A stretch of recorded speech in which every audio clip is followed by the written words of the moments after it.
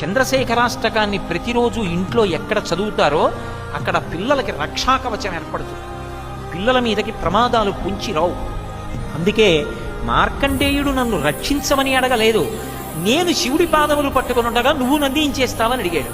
చంద్రశేఖర చంద్రశేఖర చంద్రశేఖర పాహిమాం, చంద్రశేఖర చంద్రశేఖర చంద్రశేఖర రక్షమాం, రత్నసానుశరాశనం రజతాద్రిశృంగనికేతనం, సింజనీకృత పన్నగేశ్వరం అచ్యుతానలశాయకం, క్షిప్రదగ్ధపురత్రయం త్రిదశాలయైరభివందితం, చంద్రశేఖరమాశ్రయే మమ కింకరిష్యతి వయ్యమః అన్నాడు.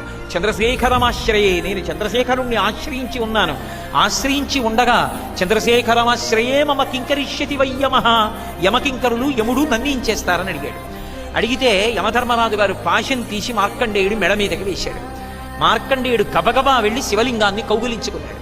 ఆయన కౌగిలించుకుని ఉండగా ఆయన తల శివలింగానికి చేర్చి ఉంది. చేర్చి ఉండగా శివలింగానికి పిల్లవాడి తలకి వేరు చేసి పాశం ఎలా వేస్తాడు? ఆ పాశం వేయడంలో శివలింగంతో కలిపి పడిపోయింది. ఆ పిల్లవాడిని లాగాడు. లాగేటప్పటికీ ఆయన వెంటనే చంద్రశేఖరమాశ్రయే మమ కింకరిష్యతి వయ్యమః అని అడిచాడు. అంతే, ఆవిర్భావలింగం అంటారు. ఆ శివలింగంలోంచి ఉద్ధతమూర్తి ఒక్కసారి పైకొచ్చింది. ఆయన అటువంటి స్వరూపంతో వస్తే నిలబడగలిగిన వాడు ఉండడు ఇంకా.